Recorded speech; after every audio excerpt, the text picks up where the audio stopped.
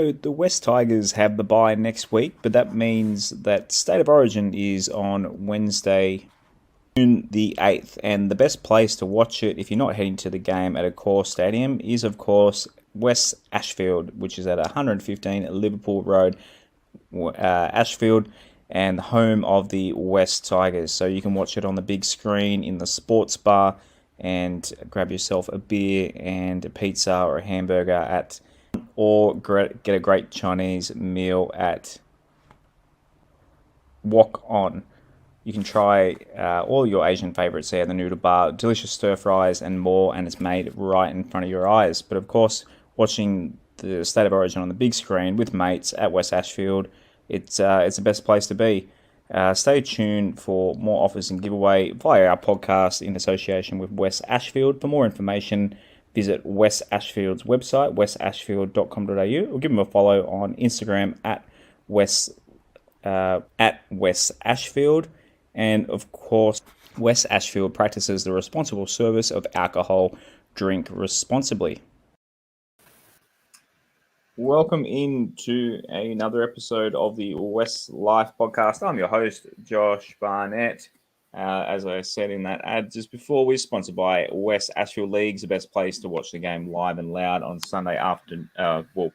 Maybe next week when we play the Manly Sea Eagles, but Origin is on Wednesday night. So if you're not heading to a core stadium on Wednesday, head off to West Ashfield. And we're also sponsored by MG Pump Solutions. Big Shane is obviously taking a little bit of a hiatus, so we've got Az to fill in for the big fella tonight as we go through your survey results. Some pretty interesting stuff in there. A few numbers and rankings that when I put it in the Patreon Discord, a lot of people were shocked with some of the player averages. So if you want to join us in that Discord, that as Rob and myself constantly chatting all day footy with all the guys, patreon.com/WestsLife. And shouts to everyone joining us on our YouTube and our Facebook and Twitter as well. But subscribe to our YouTube channel, the WestsLife channel on there. So, boys, I'll bring in Az. How are you enjoying your bye week? A bit more stress-free, not having any West Tigers to worry about this weekend? Definitely. I did my little tipping video earlier today, and it was just a nice relief to not have to worry about the Tigers and how much stress they're going to cause me, how many more grey hairs they're going to give me for a week. So enjoy the bye week for all it's worth. I see people watching. Shouts to the people that are watching us right now, not watching the Cowboys Titans at the same time. As is Rob Bashara is joining us again / keeping an eye on the footy as well. But Rob, we were going through some of the results before, and there's some few eye openers, and it was fun to get a bit of feedback about us as well as 99% of them kind words, which was nice. Yeah, it was good feedback. A lot of people filled out the survey on short notice, which was, really good. A lot of positive feedback about the pod. We take on board the constructive criticism that we got. I don't think I'll take the personal ones on. But you may hear less swear words tonight. Yeah, there'll definitely be less swear words. I think that really came across, and we can still have a vent or have a bit of rage without dropping the F-bomb. So there's not much news to talk about. The Madge situation has kind of plateaued. There's not really much other than speculation. So we'll get straight in to our survey results. We might do a quick one tonight too. We don't have any game to talk about. We might smash out tonight's episode. A few people with our feedback said they don't like the long episodes. Some people like the long episodes. So I know you, as you commute from Orange to Sydney quite a bit. You don't mind when we run a little long? No, it gives me entertainment. There was a few weeks ago where the two episodes combined for just short of 3.5 hours, which is about the length of the trip. So I had the dulcet tones of you three fellas to listen to for essentially that entire trip. That was great. I enjoyed it. So for those who are on the audio only, it's probably a good episode to test out the YouTube video this week because I've got the fancy Google graphs in front of me on the big screen. So you can follow along and kind of see what's going on with the pretty colors and that sort of thing. So we'll start with the Madge question. So the options for this were Coach Michael Maguire, sack him, give him until the end of season at least, extend his contract, or unsure. Now, 60% said, just for anyone playing at home, 257 people submitted for this. So thanks to all 257 of you, including you two guys on the show tonight. But Madge, 60%. Or 60.7%, give him until the rest of the year. 17.9% said extend his contract. So 72, over 72% are pro Madge, and then 10.9% are saying sack him, 10.5 are saying unsure. So, as what option did you choose in this one? I won't give him until the end of the season. Like I said in the Discord, as the Discord guys would know, he's gone and made these signings for next year, players who want to play under him. And I feel like he should at the very least be given until the end of next year to see where we're at, or at the very least at the end of this year, because once the way he comes back, and he's a bit back into form, and obviously it'll probably take him a few weeks to get back to his best, but once he's back in form, that'll be the barometer of where the team's really at, because there's no way he's not in our best 17. So at the very least, I think he deserves until the end of the season. Rob, the three of us have been on Madge's side pretty much through the whole saga, going back, 12 months nearly, that he's had the gun pointed at his head, for lack of a better metaphor. But are you still hoping that somehow there's a miracle the Madge survives this? Definitely hoping for a miracle. I feel like the jury's gone in to make a decision, and I'm just waiting outside for them to come back into the courtroom. So look, I voted to extend his contract, but let me also say that I don't want him there for the rest of the year. He either gets an extension, or not an extension, just sees out his contract, or get rid of him now. There's just no point playing on with a gun at your head. We're already in the mathematically possible part of the year in terms of making the finals, and that was last weekend, which was May. We didn't even get out of May, and we're like, oh, we can mathematically still make it. We can win X amount of games, blah, blah, blah. So to me, if we're going to stick with Madge, don't put a gun at his head. Give him 18 months, because he will get those players next year. If you're going to move on from Madge, don't move on at the end of the year. Move on now. But this, I don't know if we're going to get onto the brains trust of the club, whatever. But it just bothers me that no matter who the club ends up getting, I feel like we're going to be in a little bit of bother from leadership above the coach. I think Madge is the right guy. To me, my West Tigers ideals, my West Tigers beliefs, Madge exemplifies all of those, character, courage, seeing it out, doesn't shit on his players publicly. Like, he's just a perfect person for me with that. But I don't think he gets that from above. And our hierarchy keep chopping and changing their mind with every bit of direction, whether it's Madge, whether it's Sheens, whether it's Hartigan, whether it's Farah Taylor. Like, everything they've done, they've never stuck to something. They just always, like last year, before last year, Madge got an extension. 6 to 9 months later, he's almost out the door. And we were expecting him to get sacked last year. Oh, no, now he'll stay. And now all of a sudden we don't know what's going to happen. Like, there's just no direction from up top. They really don't know what they're doing. Like, even Sheensy, we sacked him 10 years ago. We sacked him 10 years ago. He hasn't had an NRL gig for 10 years. We brought him on to do junior pathways. That was their goal. We're bringing Tim Sheens to build the junior pathways. 5 minutes later, he's head of football. So again, they changed tack. We got Hartigan a couple of years ago. He got sacked 18 months later. They chose Taylor over Farah. 6 months later, Taylor goes. Like, this club Farah comes back.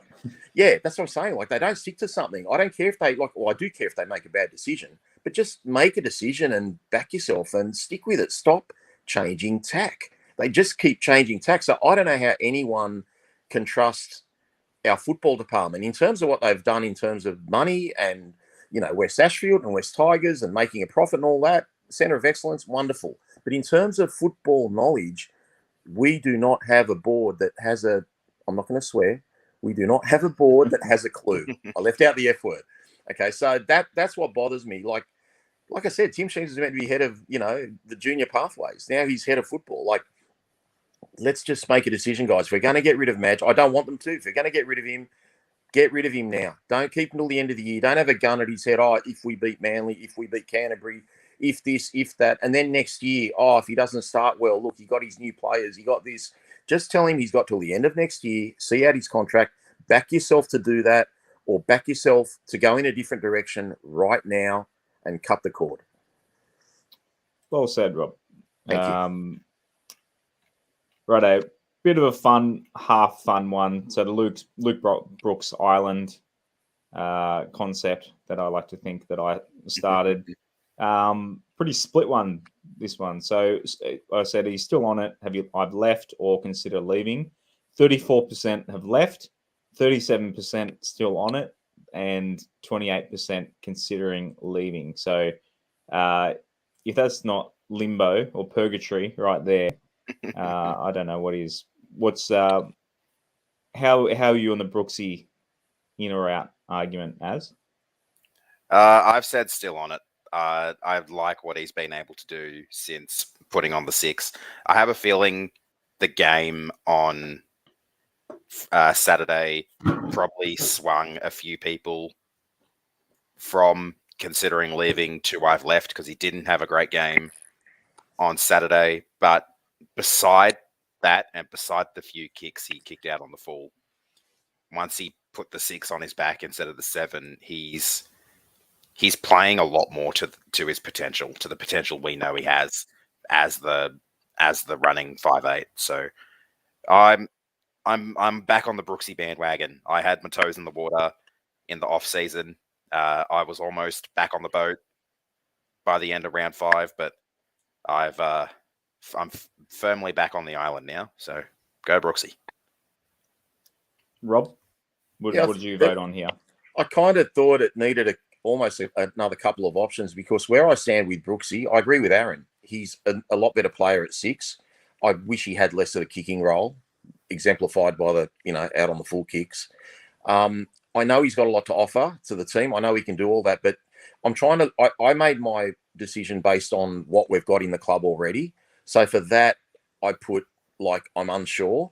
I know he can do a role. I've got no problems with that. But in terms of the price, in terms of who else is there, in terms of if Dwayne is 6 and Jacko 7, or if Jock Madden is there, I'd actually take Jock Madden before Brooks. But I know Brooks is playing really well in terms of his running game and his general game. So I put undecided, but not because he hasn't impressed me in certain aspects this year.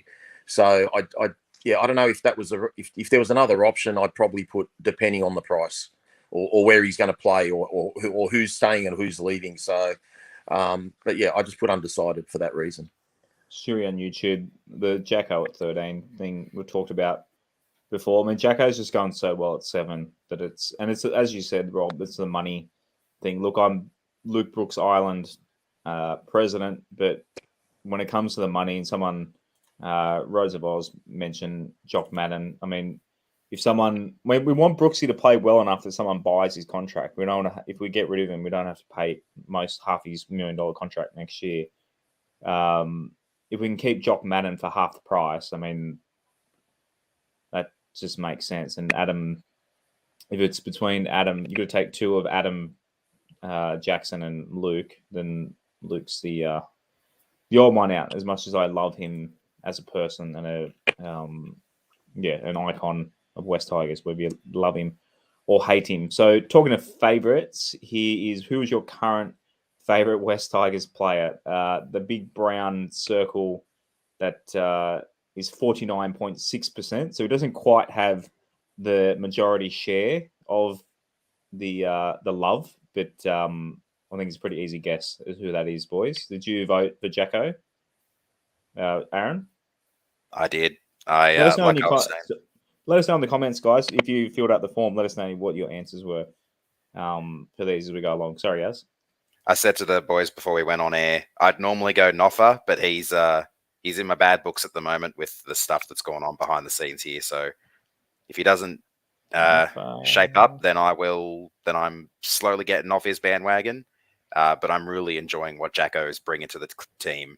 I'm really enjoying seeing the transformation from original NRL Jacko to current NRL Jacko with the little Super League stint in the middle. I really like what he's doing. He's bringing a lot to the club. He's been so good with the fans, and he's been great with the media as well.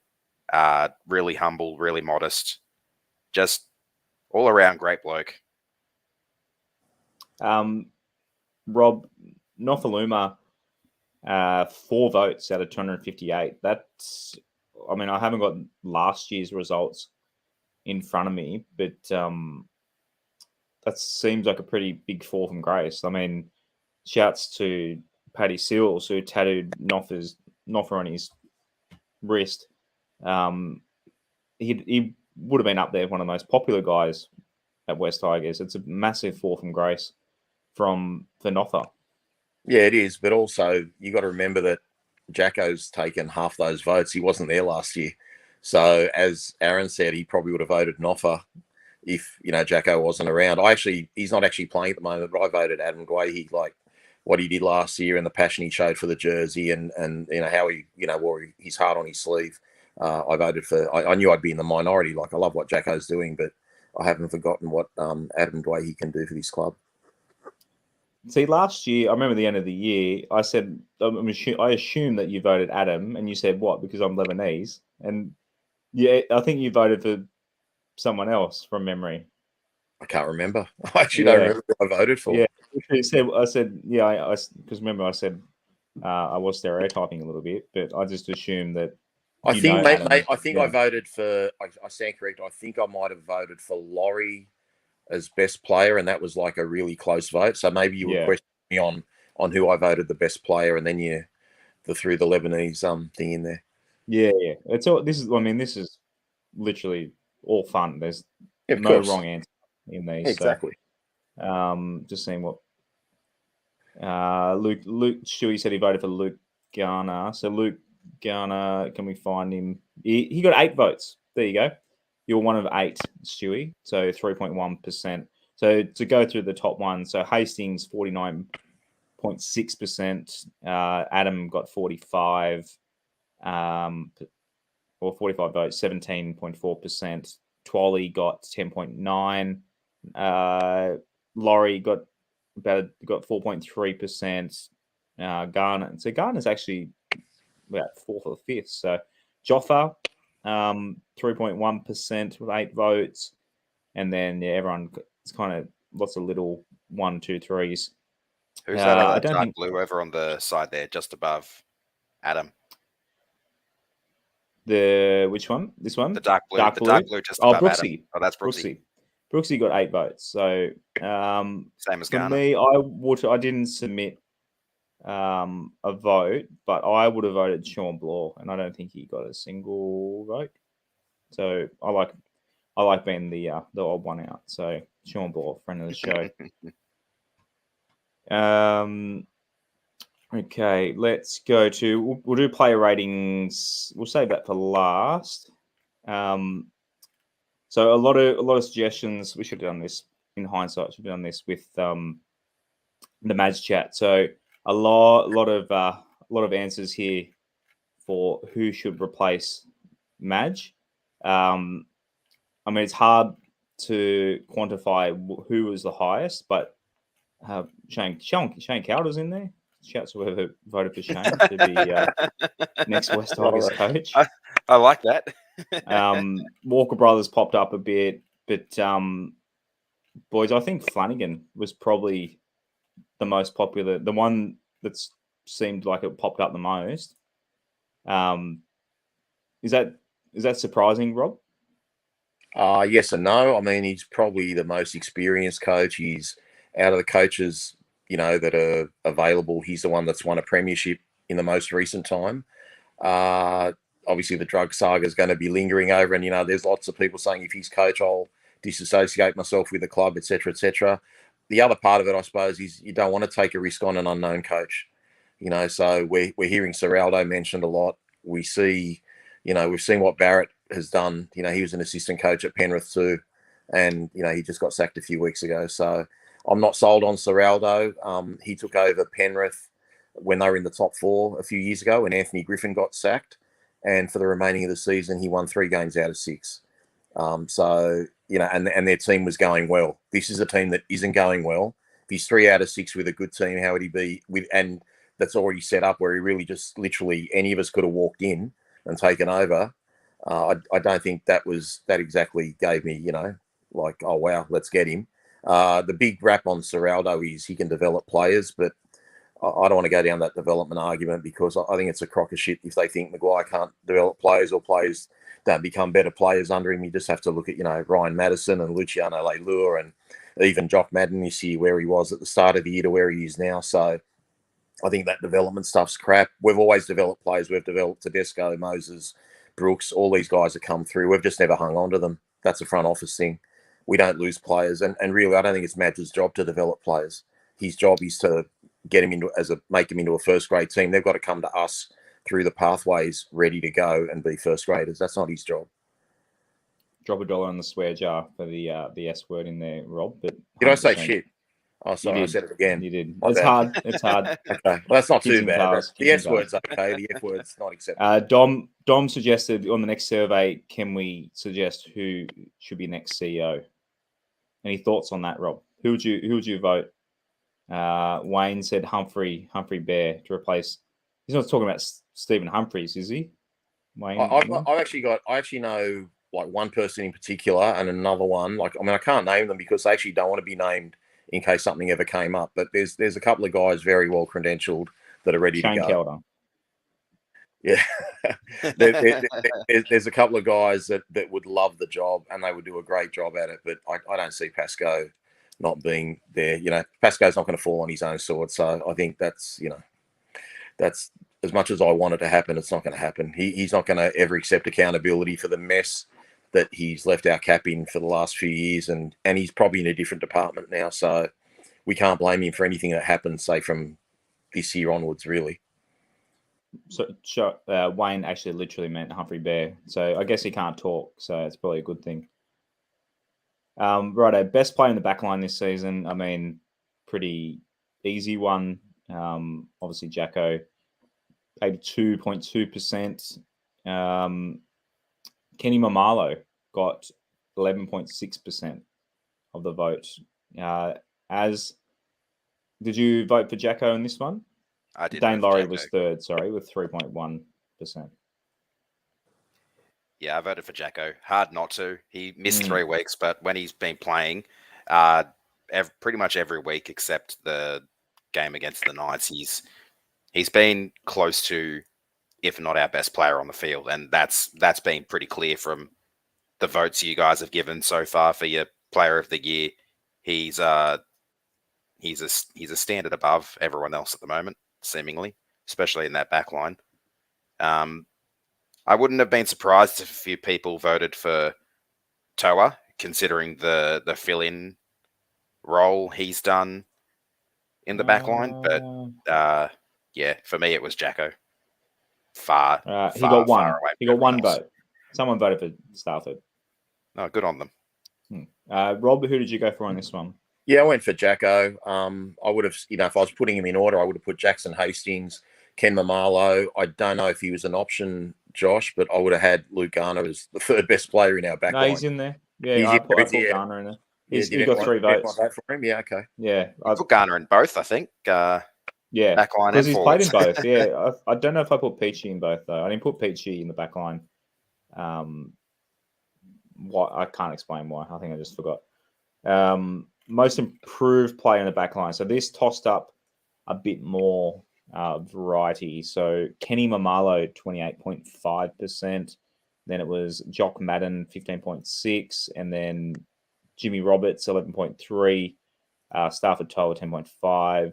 Brooksy, 8.6, which is interesting. And Jackson Hastings, 7%. I mean, if you're talking NRL only, I mean, Hastings has to be up there. I guess comparing to Hastings, NRL, Hastings, Super League. But Rob, who'd you go for in most improved in the back line?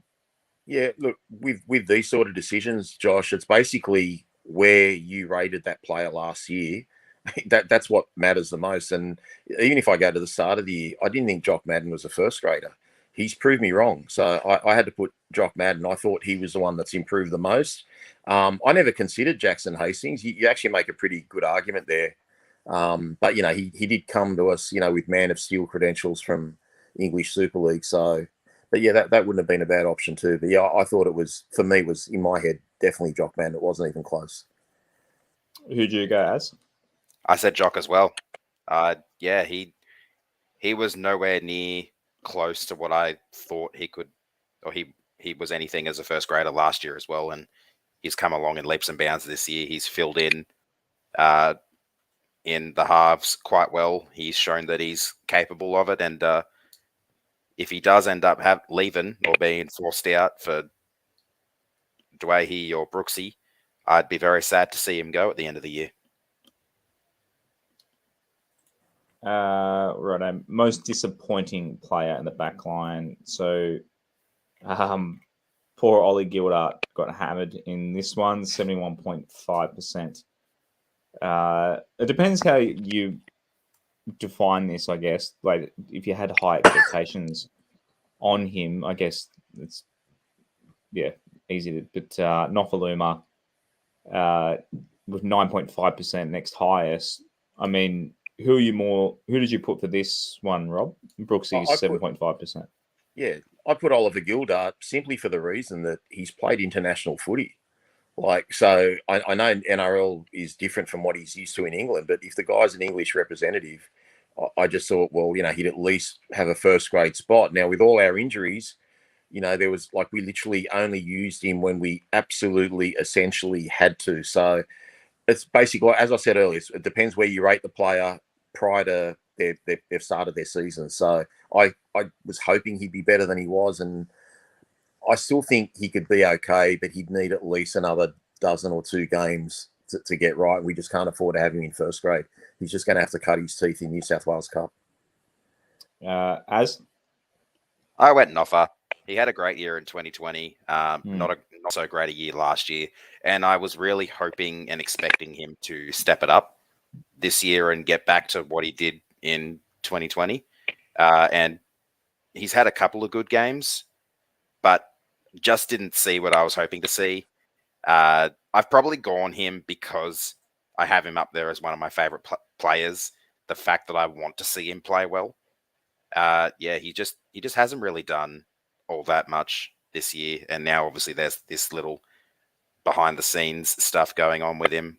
So yeah, for me, he's been disappointing. I thought about Gildart, but I decided not to pick him because of the fact that he's new to the NRL. Yeah. And it is a bit of a different game over here.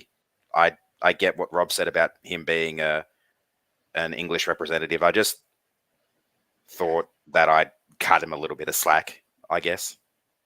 See, to me, Noffa came good, Aaron. I thought Noffa came good against. Yeah, Carla said in the comments. Yeah, he had started to come good, but I think But that was elite Noffa. That wasn't just okay Noffa. That was we get that Noffa every week. We're back to a couple of years ago.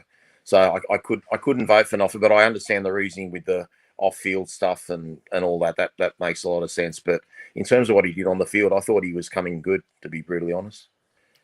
I might have interrupted you there, Rob. Which game were you saying? Were you saying the Dragons one, or? I'm saying the Para game, the South Sydney game. Para game, yep. You could easily have voted him the best player on the field. So I actually thought he'd come pretty good. I thought he went all right in the first game against Melbourne.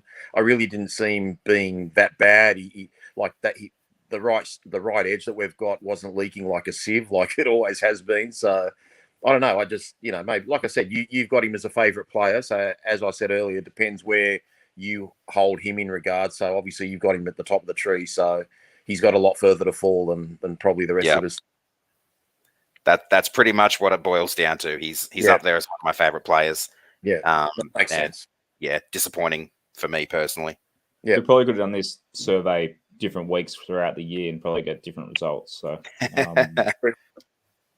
best player in the forwards. On to the forwards now. Twally, 43.3%. Offengowie, 35.8%. And then it's a big way back to Luch at 7.5%.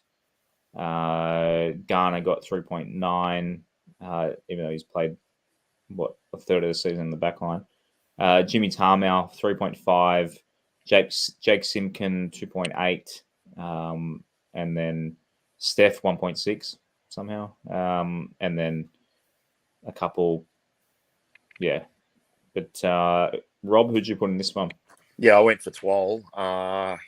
Compared to last year, I mean, his tackle efficiency is always amazing, but I actually thought his running game's improved quite a bit this year and getting to the point that we're screaming out for a try from him now. So, especially the Parramatta game, the running game he had again that day was like, who are you? Where's this Alex Twal running game been? So I voted for Twal, and I would have expected most of our, I guess he doesn't start all the time, but I would have thought most of our fans would have voted for him. What about you, Aaron?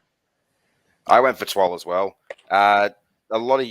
I think all three of you guys previously have said he's not really much of a bench impact player, but with the attack having improved the way it has, I think he really could be a great bench player now. Well, he has been a great bench player now. Obviously, I'd still like to see him starting with how well he's going and smashing out those big minutes that I reckon he'd be capable of in time. Agreed. But yeah, for me, he's absolutely best player in the forwards so far. What is it? 99.2% tackle efficiency or something like that. I think it was Shane said something like 100.08 last week. That was one game. Yeah, that just had me in stitches. I love that. He's missed 3 tackles all season out of over 300. I think it is. I'll pull it up on the NRL on the Tigers app. Yeah, while you do that, so most improved, Joffa 42.2%. Jimmy Tarmow 13.3%, which is pretty funny considering he's 34 years old or 33 years old. Musgrove 10.5%. Jackie Simkin 10.2%. Luke Garner 7%. Tuolagi 3.5%. Twally 9%. Who'd you go for in this one, Rob? I think I went Joffa. I'm not 100% sure, but I think I went Joffa. But obviously, his games come on in leaps and bounds. Didn't have a great game last week, but that's probably the only game I could say he's had a poor one for quite a while. So yeah, he's kind of stepped up, become a bit of a leader in our team. So for me, it was him. As? I went Twal as well. So I was right, 99.2%. He's made 363 tackles. So looking at that, I'd say he's missed maybe 5 tackles at most. All season, which is a feat probably never seen before. In what I think he's only missed the one game in round 12, so less than a tackle missed every 2 games is a pretty bloody good average. But yeah, as for most improved, I went Twal here as well because I feel like mostly from the attacking side, like I said before, you guys said he's not really a bench impact player. His attack sucks. But that side of his game, he's running harder. He's promoting the ball, offloading a little bit. For me, seeing that side of his game come along as well as it has, my vote there went for Twal. Most disappointing player in the forward. So it's pretty close between Steph and Peach. So Peachy 29.5%, Steph 24.4%. And then Lids 11.4, Tommy McKaylee 10.2, Luch Leilua 9.4. As I'll let you go first on this one, who's the most disappointing forward to you this year? I went for Lids. I thought he'd be a little bit better this year, especially with the pressure coming on him from Jakey. But yeah, I've been very disappointed by what I've seen from Lids. He's had a few good games throughout the season, but overall I feel like he's his season so far has been a bit of a letdown if he wants to really try and cement that spot. Tim said, I wanted to vote Tuolagi. Don't leave Kelma out of this. Rob, who'd you go in this? I voted Steph. If you asked me at the start of the year, I did forget Kelma. Who's our best forward? Who's our best forward? Who's the guy that, can score a try, can lead our team? I would have said Steph. Like, he's just such a big unit, so hard to stop. I'll take on board that he's, coming back from an injury, but he's had, after the South game, that's 4 games back now, guys, and he's still not finding the form he would have. If you ask me who the most disappointing forward was, I'd probably go to Tuolagi or Little. But in terms of Little, my opinion of Little wasn't very high. So he didn't have far to fall. That's the only reason I didn't vote for Little. But Stefano, I had him at the top of the tree, guys. And he's just not, I was so excited when we signed his extension. And I'm a little bit worried right now, to be brutally honest. He's not the same player that he was. Yeah, it might be I'll give him the benefit of the doubt with the injury because he came back quicker. He came back quicker than we thought he would. So, yeah, good arguments there. I had the same thought process as you there, Josh, with the injury. I thought he did come back a little bit sooner than we expected. He hasn't played all that many games, so I was hoping to give him a little bit more time to get back to what we saw last year. But like what we saw with Dano early in the season, might be a little bit of second year syndrome there for Big Steph. Yeah, it could be. Pretty much not a lot of options in this one, even though I gave technically 12 options. But your favorite game this season. So we've only had 3 wins in 12 games. So obviously, 2 people said the Storm first game of the year. So that's the only loss they got a vote. But Easter Monday, 85.6, beating Souths 9.8, and then beating the Bulldogs 3.5. Rob, what was your favourite game this season? Oh, I couldn't put down a tie, Josh, because obviously I wanted to put the Para game and the South game. The Para game, I just went off like a firecracker, guys. I absolutely went off. But the difference was, at the South game, I was there, so I actually voted for the South game. But yeah, like for Jacko to kick that, you were there for the Bulldogs game too. Yeah, that's right. But I was there too. But yeah, favourite games, definitely winning in a thriller, and it was just, I was so excited because with that game could have gone either way, as could the Para one have been. But my first time at Bank West, or whatever they call it now, CommBank, I voted the South game. But yeah, I got no problem with Parramatta being voted the best game. Yeah, I voted Easter Monday. That first win was great. We needed it. Mitch Moses missed a sitter of a field goal. Can't complain about that too much. And watching from home on TV, I think Dan Ganane's commentary when Jacko kicked the field goal will live on in the annals of rugby league commentary for quite some time. Yeah, absolutely. Yeah, that was. I was watching at the ground, so obviously I saw that on replay. But that Easter Monday, that's probably top 5 best regular season games I've seen, and I've been to probably 300-ish, maybe. Well, I've been going to games pretty much 17 years, maybe 10 games. Call it I reckon 200 games in the last 17 years. You guys might remember as well that in the preseason poll, I voted that Easter Monday game as the game I was least looking forward to. Yeah, right. And then to get the win the way we did, I was like, yep, I have to vote it as my favorite game so far. As Wayne and Kathy said too, against the Eels. So they're my most hated team. Between them and Souths, we beat both of them. And Bulldogs probably third, to be honest. But yeah, I hate Parramatta. I can't stand being around their fan base, and the fact that I was part of maybe in that stadium, I reckon we accounted for 5% of the crowd. So it's always that little bit sweeter when it's not obviously to the scale of this game I'm going to mention, but the semi-final against the Dragons in 2005 was very similar. Obviously, making a grand final regular season game doesn't compare, but if you remember, the Dragons got first bite at that game, and the SFS was mostly Dragons fans, and I somehow got a ticket in the corner that Benji scored that first try in.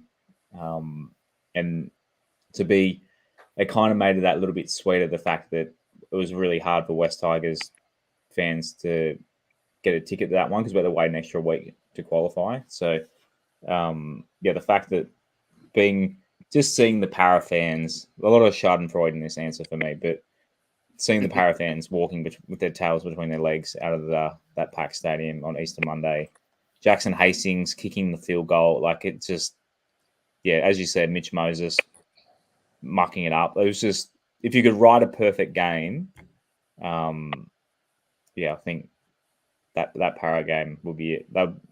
I can't see, I'm trying to think of a regular season game that I enjoyed more in terms of what I've attended. I mean, Robbie Farah's game-winning field goals there's something about them, but Robbie Farah's game-winning field goal at Leichhardt kind of comes to mind. But I'll never forget that. And it being Easter as well, I don't know. I really like, as I've said in the show, I really wish it was at Homebush because I like having the packed stadium, even if it means being around Parramatta Eels fans and listening to them whinge. It was the first time we've beaten the Eels at CommBank as well. We've always been reffed out of games there, and that too. Like we fought against it, got the win against them at their home. We were finally able to call it our jungle against them. That it was pretty sweet. Even though I wasn't there, it was pretty sweet. Yeah, I've said it before, but I was in the Caribbean when 2019 when we carved us up.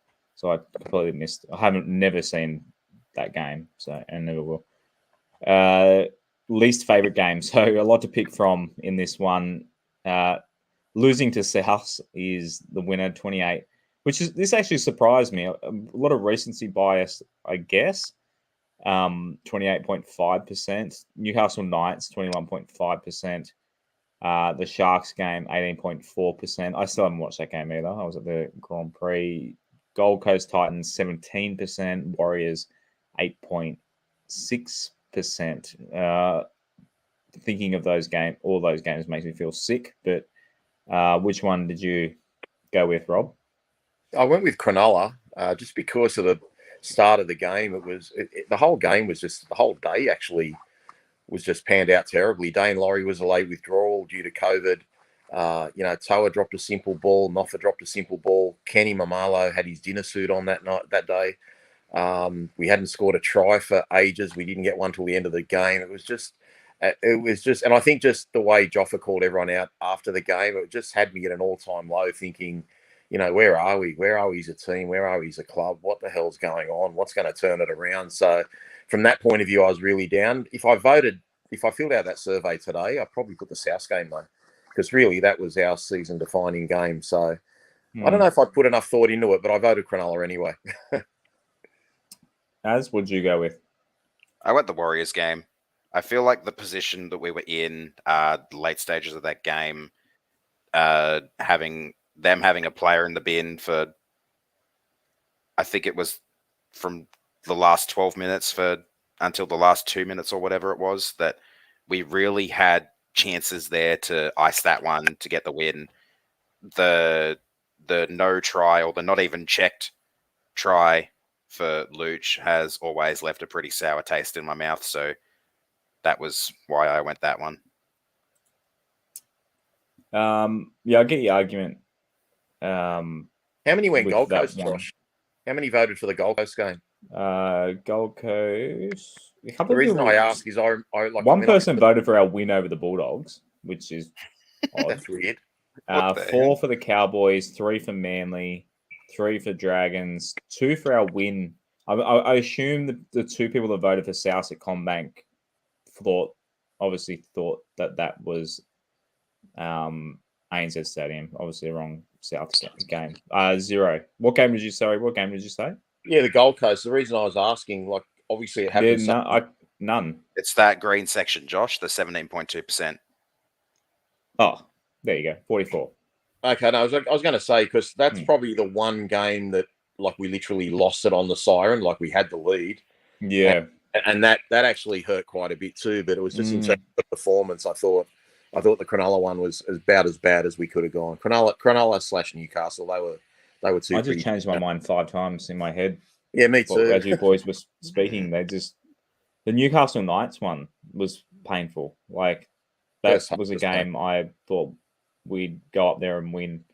Yeah, Jacko got suspended, so that suspension alone cost us. It was Like after that probably, Sharks game where we really hit rock bottom as well. yeah. I missed the Cronulla Sharks game. Going that's off right. going off what the boys told me about it, it has to be up there. Man, it's hard. Um, I don't know. For some reason, the Knights one, I just feel like I get what you're saying. As um, you're both saying, the Titans and Warriors games we should have won and let slip. And like thinking about who dropped the ball, was it Jock Madden dropped the ball against the Titans? Makes me feel sick Yeah, it thinking was. about it as well. But I guess it's those performances that the boys just get rolled. I think are more painful. A lot of people say they rather lose by a lot than just lose, but I Until we lose by a lot. yeah, like it's not Until the Storm beat us 66 to Yeah. 16. yeah. And then we say we just want to see them try hard. We just want to see effort. I don't know. The Knights game stands out for me for some reason. I just think that losing Jacko and getting pumped by a team that's not that good. I guess you can make that argument for the Warriors as well. Like how the fuck did we? Oh, sorry, swear jar. How did we not? How did we not beat the Warriors at home? If Jackson Hastings plays in that game, we carve them up. But Same with the Titans game. If Jacko was in that game, we We beat win them that one easy as well. Yeah. Where do you predict we'll finish in the ladder in 2022? So, I mean, mathematically, I don't think we can finish first, but the most popular was 14th, which is what are we sitting in the moment? 15th, 21.8%, 16% for 15th, 19% for 13th, 15% for 12th, 6.3 for 11, 10.7 for 10. 4.8% for 9th. That might be a joke. And 4% reckon we can sneak into 8th. And then 16 of dead last. 3 people voted for dead last. So no one voted higher than 8th. No one thinks we can come 7th. 10 votes for sneaking into 8th, which is basically what we'd need to win 10 of the last 12. Yeah. What'd you go with here? Aaron, I'll let you go first on this one. I went 12th. I think now that we're about to get Dwayne back, that once he gets back to his best, he'll help lift us out of the doldrums. And the first few games for him aren't all that bad. Manly will be a tough one straight up, but it's a home game. Then we've got a couple of games against the Dogs and the Warriors before I think he'll have really hit his stride. And then we've got the Eels without their Origin players after that. So I feel like this little Origin period is a good time for him to return with not a terrible draw. We won't win all of them, obviously, but I think he'll lift us out of the doldrums enough to escape the bottom 4. Rob? Yeah, I voted 15th, Josh, but that's what I voted for where we'd finish pre-season. So I figured I'd stick with it. I just hope we don't finish worse than 15th, obviously. I like Aaron's prediction to come true, and I definitely like Matt's prediction who typed in there. I still think we're a smoky for the 8, so that'll be even better. 2005-esque winning run coming up. I haven't got the ladder in front of me. Wait, yes, I do. I do have it open in a tab. That's why you never close tabs. I'm a tab hauler. So Souths are in 8th with 12 points, and we're on 6. So we're three wins behind the top 8 with 12 games to go. So they're 6 and 6. So you're probably looking at 12 with a poor for and against. We'll probably need 13 wins. So yeah, we're basically going to need to go 10 from 12. So that's why last Saturday was so huge, Josh, because we'd be Yeah. 2 out of the 8. It's literally a 4-point swing. I know we would have had a bit of differential to make up on for and against, but they would have been on 10. We would have been on 8 by coming up. Turboless Manly. we would have been 4. We would have been 4 points out of the 8. Yeah, and we wouldn't be talking about having a new coach next Monday or Tuesday as well. Yeah, the butterfly effect of that second half is huge. Okay, who's at most to blame? So obviously just typed in responses here, 244 ones. But the board, a lot of answers you'll like in this one. JP's name pops up a lot, even with a swear word there. So it's pretty. It's God. Someone blame God. Not praying enough, obviously, but I can't. Yeah, no, Matt. I mean, not. I can't really see any Madge in there, Rob. So maybe that's why we keep growing listeners. They all agree with what basically you're preaching. Is that the management need to get this shit together? Oh, another swear word. Like I said, I just don't think any coach can succeed with a board that keeps chopping and changing their mind. Whether we agree with their decisions or not, just stick to a decision, guys. Just stick to something. Go with that plan. Don't keep chopping and changing. Don't expect miracles, when you got players out injured and a weak squad as it is to start the season with. So I just think a lot of it's got to come back to that. As I said, I don't think Pasco's got anything to do with the footy department now, but if people are going to blame Madge for the first 3.5 years, I can tell you the first 3 years, because we had a hamstrung salary cap. We had Pasco's issues with the ambassadorship deal where we lost a bit of salary cap space. We've just had a bung cap. We're finally getting our cap in order. I think the club's doing a lot of good things, not just the signings, guys, but even, the names being bandied about that, we might pick up, why didn't we pay 550, 600 for Nakora or Jack Bird, etc. I'm glad the club stood its ground there. So there's a lot of positives there. But just in terms of the general direction of the club, stick to a plan, guys. If you didn't think Madge was the guy 6 months ago, you should have got rid of him 6 months ago.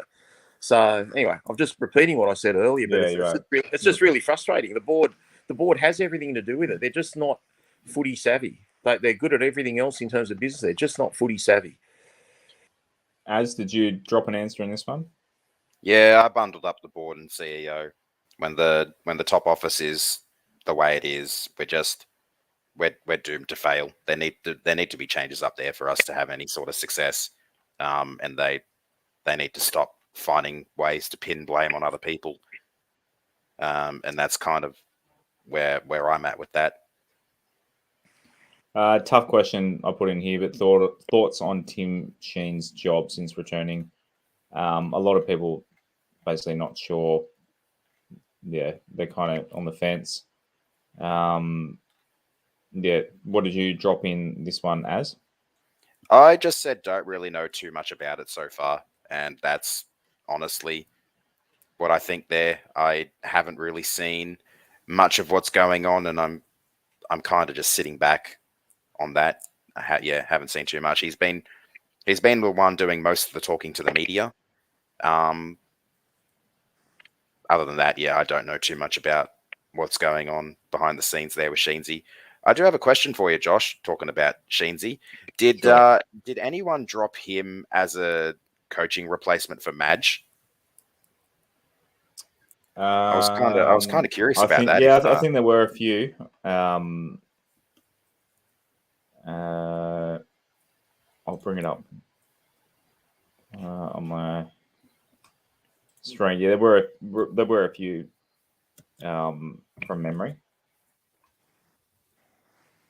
It just can't happen. I was wondering if anyone would think that. Can't happen, Rob. Can't happen, guys. You can't go from head of I don't think he wants to pathways to head of football to coach. Can't keep chopping and changing. Leave me in one place and just let him do his job. I'm sure knowing Sheensy anyway, he'll probably want to hire someone that he can get in his the new coach's ear. Should we get a new coach and put his little stamp on things? Maybe like a John Morris or someone like that. But There's no way he'll be our full-time coach. Not a hope in hell. Well, that's put a good full stop on that. Rob, so talking about memberships, asked if you got one this year, and also if you asked if you're going to get one next year. So in regards to this year, so 45.5% said they'll always renew. Love my club too much not to. Next highest wasn't one last year, won't be this year. So basically people in or out, from what I can gather here. Never been a member. So, I mean, if you put those two together, that's 35%. That aren't members last year or this year. Had it last year and didn't review. So 14.9% there. And then 3.9% wasn't one this year, but we will get one next year. So I'll add the 2023 into the same combo. So 37% said we'll always renew, which is odd because 45% said it in the other one. So 8% maybe changed their mind when they went to the next question. 23.5. Here's why. 23.5 said they won't renew if manager's sacked. So that that's pretty huge. Nearly a quarter of the votes. There, 20% wasn't one this year, but we'll get one next year. And never been a member, 16%. Now, as I'm pretty sure you're a member and Rob, you're not. So as we'll start with you, you're like me, you'll get the membership year in, year out. A sucker for the pain. Essentially, yeah. I did actually. So yeah, I went the will always renew, love my club too much not to for 2022. I wanted to go the same for 2023, but to be totally honest, I am going to find it very, very hard to continue going to games and supporting the club if they do sack Madge in the position we're in. I mean, I understand if they do it, and I probably will renew anyway, but it's going to be a very difficult decision for me to make later this year. Footy has been really, well, going to games, I wouldn't say footy, but going to the games has, for the most part, been really good for my mental health at times where I've needed it. And I've enjoyed it as a new hobby that I started originally to celebrate getting a new job. So I probably will continue. It'll just be very, very difficult decision later on. If the worst comes and Madge goes before our next game. Rob, what would it take for you to become a member? Pasco not to be CEO. That's all it comes down to. I'm happy to go to games, guys. Even if Madge goes, I'm happy to go to games. I see a lot of improvement in the team. There's actually a lot of games now where I think, and I've said it on the podcast, I think we're going to win this week, or I think we're a chance, or if this happens, we can win. So I didn't like going to games where I just thought, well, I'm wasting my time here. We're going to get pumped. But I'd even like to see us, play the big boys when we've got a full team back and we're prepared to put our shoulders in to tackle, because I think we've got enough attack now to bother some of the good teams as well. But I guess a lot's going to depend in terms of those people that voted, I won't renew if Madge gets sacked. I'd be interested to ask them if Madge gets sacked and we win our fair share of games at the back half of the year, would you consider joining again? Because see, that's a lot's going to have to do with that. I mean, I like I said, I'm going to back Madge to the hilt. But if they get rid of him, I mean, the Tigers are still my team. Even if I don't agree with them getting rid of him. So it's just a hard one. I'll probably need a week or two to digest it, because I think he's just been treated, abhorrently in so many different ways. All these things that they say about him that we've mentioned earlier, and other things, he can't attract players, etc., etc. Maybe he can't attract players because the club's been a basket case for so long, and you got a dud CEO and all that sort of stuff. So maybe players didn't want to come there because, our front office has been rubbish. So there's lots of reasons, but, I don't know. I'm just bracing myself, guys. I don't want it to happen, but I don't know. I don't understand this mid-season review. Sheensy's made up his mind. He's been there all year. It's not like he's just coming in and going through everything. He's been there all year. He knows what he's going to do. He's just got to put it to the board, and it's up to the board to say, do we go with what Sheensy says or not? And I'm sure they will go with Sheensy. Otherwise, why have they got him there to start with? Rhodes of Oz brought up, he said, I don't have a membership, but will go to games. My work makes it not dollar-wise, so I cannot go to all games. They definitely need to do. I mean, I think they did have a flexi membership. I'm not sure if they have it still, where you could choose which game to use. You could basically buy 3 tickets and use it on any game. I'm not sure if they have that, and it's pretty hard with multiple home grounds. But I think I've said on the show before, but I wish you could sell back. Apparently, a Parramatta Eels fan told me the other day, Parramatta Eels fans can do this. You can sell your seats back to the club if you can't make it. I think we need something for sure. Like I pay for my wife's and my membership, which,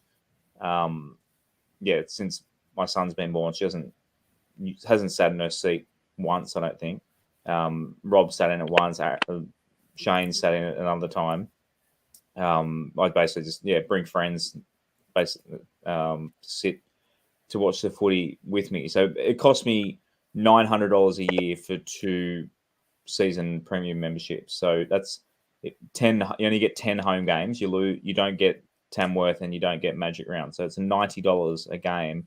You miss a game, you lose $90. I mean, yes, you get your hat and you get $30 of Chinese made scarf and hat, which I like, which I wear. I wear my hat, I wear my scarf, and I appreciate them. But at the end of the day, it's $90 per game, and if you miss one, you miss two. Like it really really makes a difference. And the fact that it's a card and not physical tickets, that you can't just like. So if I want to give it to a friend or something, you got to give them the card and you get the card back. Like it's just. It should be given physical tickets or something, but that's definitely the membership really should look into. Like, if you buy season tickets, like you don't know what you commit to, and when they bring out the draw and we're playing at Campbelltown at 6 p.m. on a Friday night, and you've already bought us. Like I lost that one. That was $90 down the gurgler for me because I couldn't make that one. Purely, I had a wedding, so it wasn't actually the time slot fault. I probably would have made it if I didn't have a wedding to go to. But they need to. That's a bigger factor for me. I'll get a ticketed membership every year. The home ground ratio might put costs up. I was a platinum member for a few years, and that is basically the same seats, but you get to go to a couple of functions per year, and that goes from $450 to I think it's $800. So it's $350 basically to go to a couple of player functions during the year, and I just couldn't justify it and dropped down to premium. So I'll be a season ticket holder next year, and the fact that we're getting good players in as well. I don't know. You got to have a little bit of hope whether Madge is there or not. As much as I don't want to, but I don't want them to sack Madge. To answer your question, Rob, about if we play well towards the end of the season, for the people who said if Madge is sacked, I'm kind of along the lines of like I said, I probably will anyway.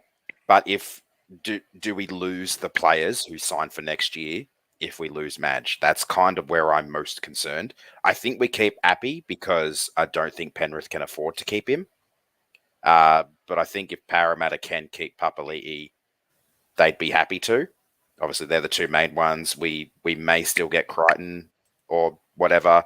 Do we still get him if Madge goes?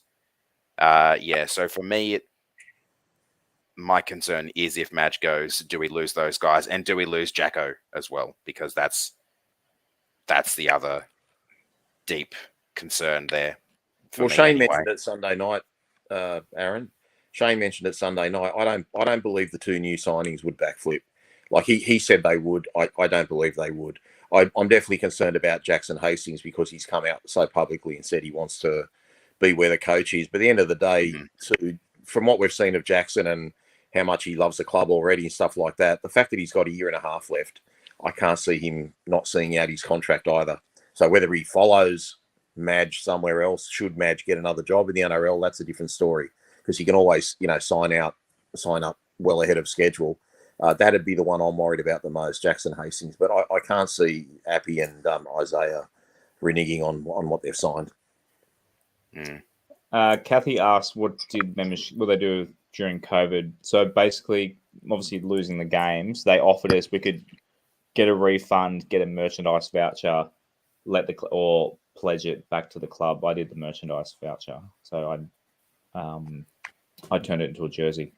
So credit to the club. They would have lost a lot of money doing that. But I know of a few people that just let the club keep it. But I mean, the jersey only cost them $30, so it. I'm guessing. I mean, they can't be $160 to make a jersey. I refuse to think that the markup on jerseys isn't massive. But yeah, I just got a jersey from it. Righto, moving on to what do we got next? The home ground ratio. Speaking of which, I could have segued that perfectly if I knew what was coming next. So, Rob, you, Shane, and I have said we're mostly Campbelltown guys, but 54% have said half, Leichhardt, Campbelltown. What did you vote for? I'll go with you first, because I kind of know Rob's answer with this one.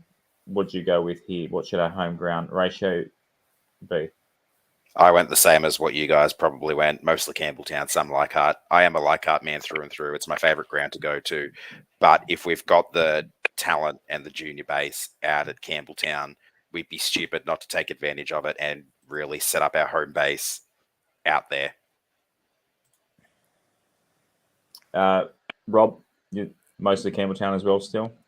Yeah, I'm happy with a 9-3-8-4 ratio. Obviously depends what we do with the country game and the Magic Round game. But like, to be brutally honest, I've said it before, and I know I'm in the minority, a redeveloped Campbelltown Stadium with all our games there, maybe the 1 or 2 games at Leichhardt, for sentimentality is fine. And like I said, Leichhardt's my favourite ground, but we've got to start, we can't be sitting on the fence with this, guys. We've got to work out what our area is, and the MacArthur area is the future. It's the biggest junior base. We've got to be looking after it. We've got to get our hands on it before, South have already infiltrated that area. So I think we're just, if I'm a kid living in Campbelltown, I want to see my home team roughly every second week. I don't want to have to go there once a month or once every 6 weeks to catch my favourite players or my favourite team. Domjet said, you're not Leichhardt through and through if you believe Leichhardt should get less games. We're not saying less games than it does now. We're saying less games than Campbelltown gets. But, mate, I had my wedding photos at Leichhardt Oval. It's literally my favourite place on the planet, as said. But also, as said, like the Southwest, we have to capture that area. And, I mean, they get funding. They're sharing it, as we've said in the show before, they're sharing it with the soccer team, what they call the MacArthur Bulls. Like, if they can redevelop that stadium and turn it to something pretty decent, yeah, it's a no-brainer. Plus, like, we get called, Rob, we're Balmain biased at times, but I don't know how. I'm only 34 years old and Shane's even younger. We weren't even in high school when the teams merged, but yeah, I love Campbelltown, even though it's a decent drive out there. The Leafs club next door, like, you're still close to the game like you are at Leichhardt. The only thing that Campbelltown is missing in recent years is that packed crowd that Leichhardt still seems to get. When we do pack out Campbelltown, it's a great place to watch footy. So yeah, I don't think we've got anything to worry about in the sense of, we're going to need government funding for a redeveloped Campbelltown or Liverpool or wherever the stadium ends up being. So in the interim, I'm happy to even go half or maybe a few more at Campbelltown or whatever. But once, if we ever get a chance to have our own home ground and make it a fortress, I think we've got to nearly have every game there. But that's just my opinion. And I'm not trying to say I'm Leichhardt through and through. Like, I love Leichhardt Oval. Like, every time I, like walking with you the other week, I was still getting emotional. You didn't see it, but like every time I go there, like I think of my dad and stuff like that. Yeah, me too. What it means to me. And it's just, I love it. But I mean, I'm trying to be a realist. I'm trying to look at the future. Would I love in a perfect world to have every home game at Leichhardt? Of course I would. but that's not our future, guys. Our future, there's the inner city is so small. The Macarthur area is so huge. So, like I said, the good thing is I don't think we'd ever get a redeveloped Campbelltown for many, many years down the track. So I don't think it's anything to worry about right now. So, yeah, in the interim, let's just go 50-50 or a few more at Campbelltown. I'm not fussed either way, guys. I think the good thing is I think the Balmain Magpie stuff is in most parts just about over with. It really is. I don't think people really push too hard either way now, and I think we're all West Tigers now. I'd like to think so anyway. Dom came back and said, people at Campbelltown don't care. Have a look at the numbers between Leichhardt Oval and Campbelltown. Yeah, they don't care now, but that's the whole point. We've got to try and make them care more. Like, yeah, they're not giving it attention, but that many people are moving out there. There's so many kids and just like literally 1 million people moving out to the Macarthur. Like, it's just booming. Once the airport goes out west as well, like, in the economy skyrockets and even more people move out there. Like, it's someone said in the comment, heart says Leichhardt, but head says Campbelltown, and that's exactly how I describe it for me too. That's what it is with me as well. My favorite memory at a ground that at a game that I've been to so far is at Leichhardt. It was in, I think, my first year having the ANZ and Leichhardt membership where we beat Manly. It was the one I talked about when we did the Manly preview, how we beat them with a try in the second last minute or something, and the crowd went off like we had won the premiership. And yeah, that was my my favorite game memory so far. And yeah, Leichhardt, it's going to live on in my heart for a long time. But I agree with you guys. We've got the three special games there a year. Maybe the Campbelltown people, guys. Maybe the Campbelltown people don't see the West Tigers as their team. Maybe they feel like they do have to share it, with another group as much. So to answer Dom, maybe that's why they don't identify or go to all the games. Admittedly, I think we did get a 6 o'clock game on a Friday out of one of those games there, which is pretty poor timing, to try and get a good crowd there and some wet weather and what have you. But I think if we've got a big, good team going and they're in the top 4 or something like that, and we were going to Campbelltown regularly, I think the crowds would show up. I mean, hell, all the Leichhardt people would go to Campbelltown if we're sitting in the top 8. Yeah, that's a big factor. I love Campbelltown. I love both grounds.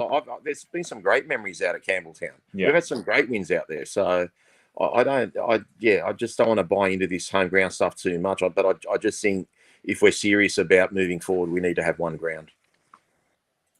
Dom, I feel like I'm in half an argument with the Dom here. Not an argument, discussion. And we appreciate it. Like, Dom's a Leichhardt man. Yeah, and that's fine. I get what he's saying. He's right. Like, our heart agrees with you. 6 p.m. Friday in the rain still got 15K. It did. It was against the Bulldogs, so that helps a little bit. But we're not arguing against that. Leichhardt gets more people. Like, we know Leichhardt, has that appeal. But we're talking about, like, we're going to build something here. Leichhardt will always be that. It'll get 15K. But if you end up playing 6 games at Leichhardt, how many people, because you take away that specialness and you play 6 games, will you still get 15K? You probably will if you play against a Sydney team. But if Leichhardt gets 6 p.m. on a Friday against the Titans, and there's 5 other games, and the other games you're probably going to dilute the Leichhardt specialness. Does that make sense? Like, yeah, I get it, but if you keep those 3 special, the only thing that sucks, and the 6 p.m. Friday is a big thing. In a perfect world, 3 Leichhardts, they're always they have to be Sunday afternoon. We only get 1 Sunday arvo at Leichhardt this year, and that's shit. Swear jar, sorry. If we had 3 Leichhardts a year on a Sunday or even Saturday afternoon, that's a perfect world. But unfortunately, Channel 9 and Fox Sports choose the schedule, and you can't. Yeah, and the fact is, the NRL don't choose. Everything's based on TV in the rugby league, unfortunately. So The other thing I'm noticing as well is I'd say the opponents we're getting at those grounds. I think it was one year we had the Broncos, Manly, and the Titans as our 3 Campbelltown games, and we just don't really draw a crowd for those games against the Queensland sides at our suburban grounds. And even the comparison this year, the Warriors, Manly, and the Knights at Campbelltown, while we get the Dogs, the Raiders, and the Eels out at Leichhardt. And there's a bit of a stark difference there for who we're playing where. Like last year, we had the Panthers out at Leichhardt, and that was a great night. I don't remember who did we have at Campbelltown last year? I don't remember quite well. See, Wayne Lancaster and Carla, they just summed it up perfectly there, like with their comments. Like that's, we love Leichhardt, but if you're looking in terms of expansion or what we should be doing for the long term, we should be doing it. To reiterate your point with the winning too, Rob. So here's the crowds at Campbelltown in 2010, 2011 in order. So there's 4 games each. Yeah. 19.9 thousand, 10,000, 14,000, 17,000, 14,000, 16,000, 19,000, and 14,000. There you go. So the fact that Campbelltown don't get crowds, the proof is in the pudding. It's if we win, fans will watch us play anyway. So what's capacity out of Campbelltown? Probably about 20. 20, obviously. It's because the biggest one there is 19,901. So that's obviously a sell. That was obviously a sell. We got 20,500 in 2005, but things got a little bit stricter because we got 22,000 at Leichhardt that year as well. 20.5 in 2005 when we beat the Cow. I actually missed that game. 20 against the Cowboys.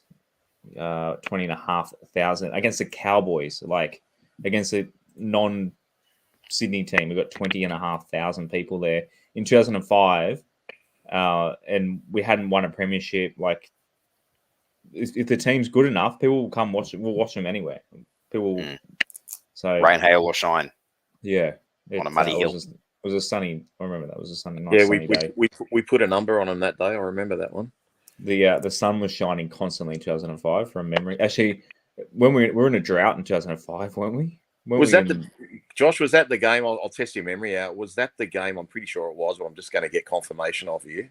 Was that the game where we got the ball back from a kickoff hitting the post? Yeah, and then Scando scored. Scando or Todd Payton, someone like that. It was. I'm pretty sure that was the game. It was the Cowboys. I thought it was the Raiders game, but you could be right. Okay. Well, yeah. Someone will tell us. Someone will have a good memory because I can't look up stats on when the ball hits the post. Yeah, sure. You can look up the try scores. I reckon it was Scando. But we're in an hour and 20. We haven't even started on the players yet. So much for 1 hour. Go for it. Supporter heritage. So 57% were Balmain fans, now West Tigers. 16% were West. 15.9% too young to even remember Balmain or Magpies, and 10.9% became a West Tigers fan either pre. So if you combine those two, more than a quarter weren't West or Balmain at all. So are you old enough to remember pre-merger? When the club merged in 99, I was 6.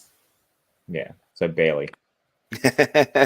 Yeah, so I'm in the minority there. I didn't really get into the footy until after I watched Dad, the experience he was having on grand final night in 05. I still have good memories of that night. Essentially, we were on a holiday, a family holiday up on the Gold Coast, I think we were. We were at a caravan park. Dad had bought a little TV with him. He had set it up in front of our tent, and he was watching the game. And yeah, he had a great night, and he shared it with me afterwards. And eventually he got me the DVD of that night. And then, so I didn't really have any allegiances growing up until I started supporting the Tigers in my mid-teens. Obviously, I was born in Campbelltown, so I was born in West's territory. But yeah, I didn't really have much to do with the footy until I was mid-teens. Okay, now an hour and 20 in the show. We'll start with the player rankings. I said one. We'll get it done in an hour, but a lot of feedback. A few people in the feedback, as I said earlier in the show, said, "Can you cut it from 2 hours?" It'll be an hour. Hard. When we're on a roll. Half an hour for 25 players. We'll see how we go. Good luck. Brooksy is up first. So if you look at the graph there, so I've got the graphs up on screen, the Manhattan of what people have voted. And do you guys know off the top of your head, or you have it in front of you? And let us know in the comments as well what you rated. I've got it in front of me, if you can see it. What'd you go as? I said 6. I was with the majority there. And Rob? Yeah, I went 7. I thought he's improved. I mean, obviously, he's still got the out on the fools and what have you in his game, but I think he's improved. He's better than he was last year. He averaged 5.9 once I did the sums on these. So do you think that's a little bit harsh? Obviously, you went a bit higher there, Rob. I wouldn't say it's harsh because you got to base it on his whole season, and really, he didn't really get moved to 6 to what? Jacko came back in round 6. So he's only basically played half of the season, so a quarter of a season as a 5'8". He's played the first 6 games as a halfback. So, yeah, I can understand. And obviously, there's going to be a little bit of Brooksy hate amongst those votes and what have you. I think 5.9 is a little bit low, but I can accept it. It's not neither here nor there. Yeah, my 6 was pretty much for that reason. Just he had a shocking start to the year in the 7, but he's gotten a lot better. If we were rating him just on as a halfback this year, I probably would have said 2. And yeah, I probably would have said 7 or 8 if he had played the whole season at 6 from what we've seen. So I kind of went the middle ground and went. Yeah, Nick 6. said 3. Nick said in the comments 3 as a halfback, 7 as a 5'8". It kind of sums it up. I don't know if that's 100% right, but anyway, we'd have to check because I'm pretty sure Brooksy was number 7 game 1, wasn't he, against Melbourne? It wasn't Jacko. Yeah, he was. I guess it's a loss. And then they might have swapped the next week. I think against Newcastle, Jacko might have been 7. Or no, Brooksy was 7, but Jacko was playing both sides of the ruck. I really don't know what. I'm not sure. But I'm pretty sure Brooksy was 7 until Jacko got suspended. He was. Let's not get into jersey number arguments again. Okay. Well, we're talking positions. We're not talking. Yeah. I know. Yeah. Luke Garner, guys. What did you give Lukey Garner, our centre / second rower? I said 7. He's had a pretty good season in my eyes. Yeah, he's done the role that we needed him to in the centres. He performed very well defensively. So yeah, I think all in all, pretty decent season for Garns so far. Rob? Yeah, I think I gave him an 8 just because I didn't expect him to do the job that he did in the centres. Obviously there's a few games where he only played 10 minutes or 20 minutes very early in the season. But overall, except for last Saturday night, I think he's been outstanding. So, yeah, I think it's a really good season by Luke Garner. 7.0. So bang on. You were bang on correct, Aaron. Not that there's right or wrong in these, but yeah, strong 7. Nick guessed it as well. Bingo. Righto, on to poor old Ollie Gildart. The towers are pretty low there. What did you go? We'll snake it back to you, Rob. I went 3, and it was literally from memory the lowest number that I voted for anyone. I think I might have had AJ at 4. I'm not sure, but I think it was the lowest vote I had for anyone at all. So really disappointing. And I know it's not for lack of effort. I just think he's just a little bit out of his depth. As? I said 4 for Gildart. I think I'm the same as Rob. My lowest is a 3. We'll get to who that is later. But yeah, I agree. He's just a little bit out of his depth. He hasn't quite fit in as well as he could have. I haven't really paid too much attention to how he's been going in Reggie's, but if he can find his feet there and maybe he comes back into the NRL team a little bit of a better player. If he gets a chance to come back into the team with Dewey coming back. But 3.4 was his average after all that. 3 people gave him a 7. He's got family out here. It might be his family. Well, when it's online, they might have found it, come across it. Black, white, and orange glasses on there, maybe. 7s. Wow. Jacko. So holy moly. The towers are very much on the east in this Manhattan. I mean, for 10 to describe it, I said 10 was perfect, but you still got 29%. Went for 10 out of 10 for Jacko. Would you go as? I said 9, as close to perfect as you could possibly be without being perfect. He's played brilliantly. We really, really missed him the 3 weeks that he was gone, especially those 2 that we had those narrow losses. But yeah, he's been as close to perfect as you can be in my eyes.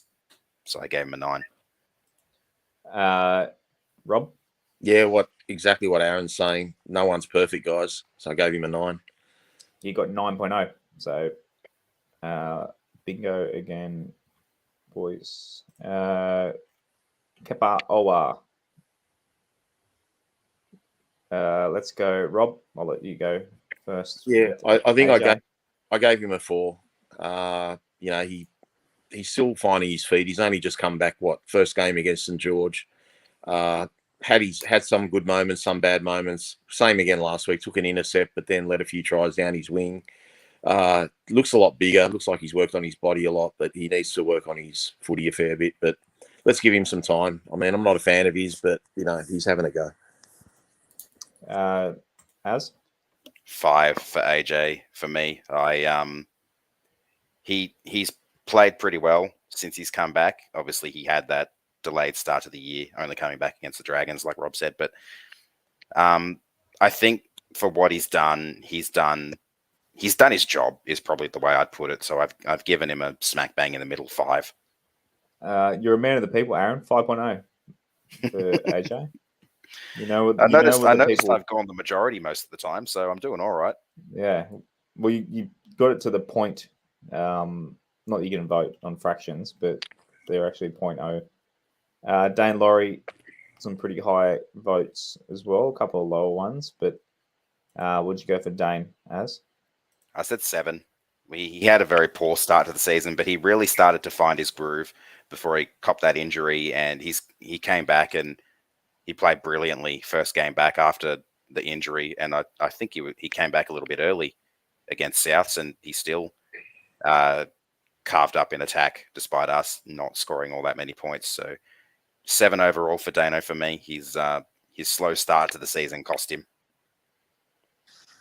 Rob?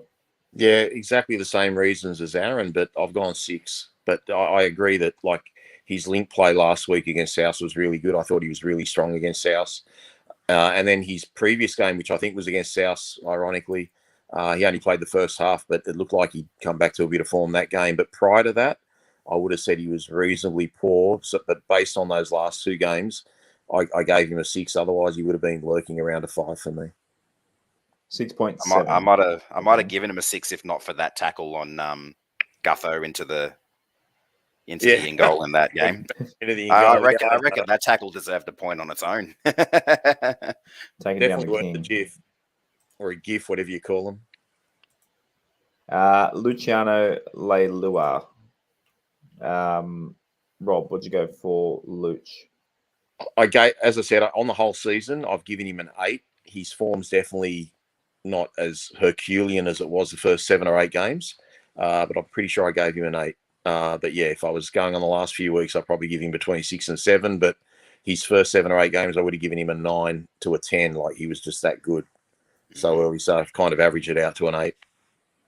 As? I've said the exact same as Rob. 8. Great start to the season. He's gotten a little bit poorer as it's gone, but yeah, I would have given him a 9 on the first part of the season, 5 or a 6 on the recent weeks. So yeah, I've given him an 8. I think that's a pretty fair middle ground. 6.7 as well, tied bang on with Dane. Jock Madden as? I gave Jock a 6.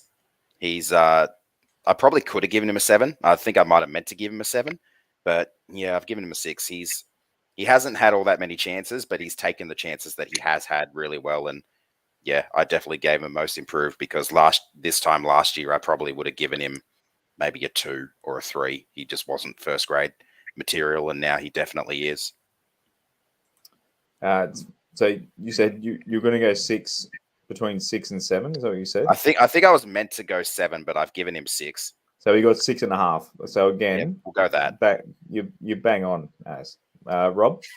Yeah, I gave him a 7. So I think he's been really good. And honestly, if he was one of our halves, I wouldn't lose sleep over it at the moment. I think he's going gangbusters. I would have loved to see him play last week, to be honest. Jacob Little.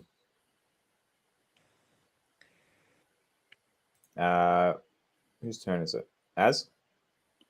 I gave Lids a 4. I think he's tried hard in the games that he has played, but like I said earlier when I was talking about most disappointing forward, from what I've seen from him, it just hasn't been what I was hoping we could see. Rob? And it was, the second lowest score I gave anyone. So yeah, I gave Little a 5. I just thought in a couple of games he surprised me. Some games he was really poor, but then I thought he was pretty good against Canterbury, to be honest.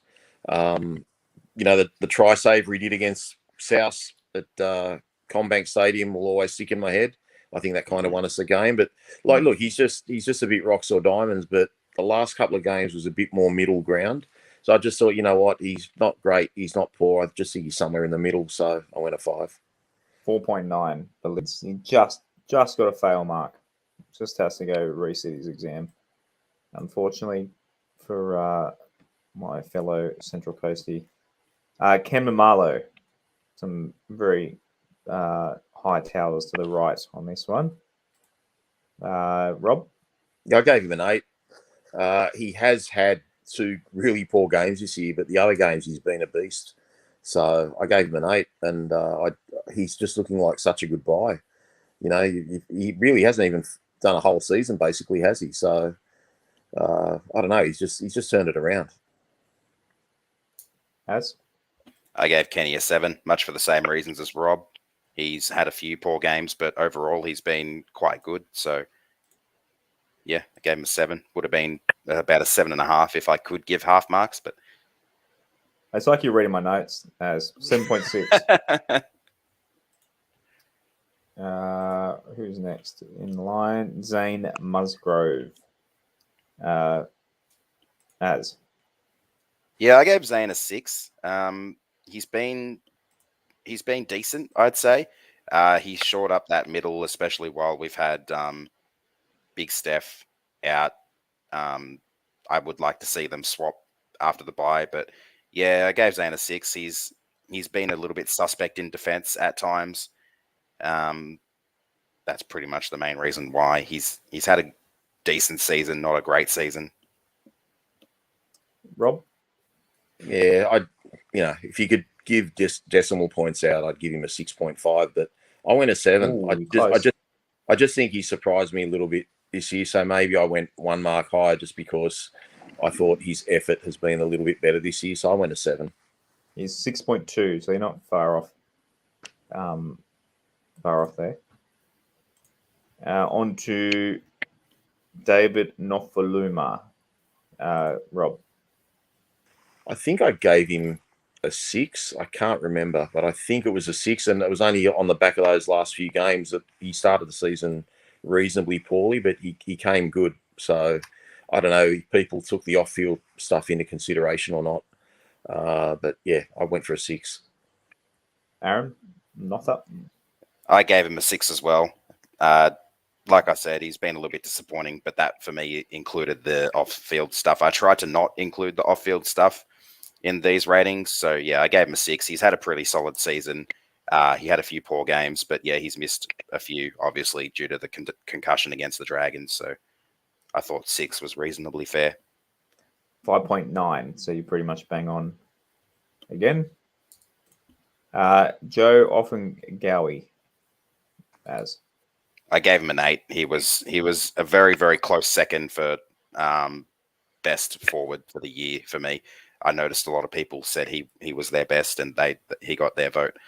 Yeah, I thought he really, for me, what did it was the post game chat after the Sharks game, and how he's really aimed up and muscled up and really put his money where his mouth is since then. So I gave him an 8. I think that was pretty fair. Rob? I gave him a 7. I know it's not that he's not worthy of an 8, but I just kind of compared, like he's not as good as what Kenny's been. He's certainly not as good as what Jacko's been, or so I put him as a 7. But yeah, I agree with most of what Aaron said there. 7.6, so you're pretty much bang on there. Rob? Tyrone Peachy. Rob? I think I gave him a 4 or 5. Look, he's a hard one to gauge, Josh. He's played so many different positions. When he did get his chance very early in the season, he absolutely played awfully, I thought. So he kind of got, put back in Reggie's. But then when he's come back on, whether it be a bench player or at centre or at hooker or at lock or wherever we've used him, I just think it's hard to adapt. So I gave him a 4, but I just think it's going to be hard for him to find his feet in this team. He was really meant to be a 13/utility, and he's not getting that 13 jumper. And I don't think he's getting that utility jumper either if New Brown keeps going, the way he was. As thoughts on Peach? I said 4 for Peachy as well, for much the same reasons. I don't think he's going to be able to cement a spot in the team. I feel like he's filled in decently when he's had to, but yeah, based on the start of his season, I would have given him a 1 or a 2. Just for the comment he made pre-match before the Knights game as well. I think that maybe would have been deserving of a 0. But yeah, he's come back after the bit of the stint in reserve grade and played all right. So I bumped him up a few notches there to a 4. So Peach has landed on, he's a V6 in a VN Commodore. He's a 3.8. On to Jimmy Roberts.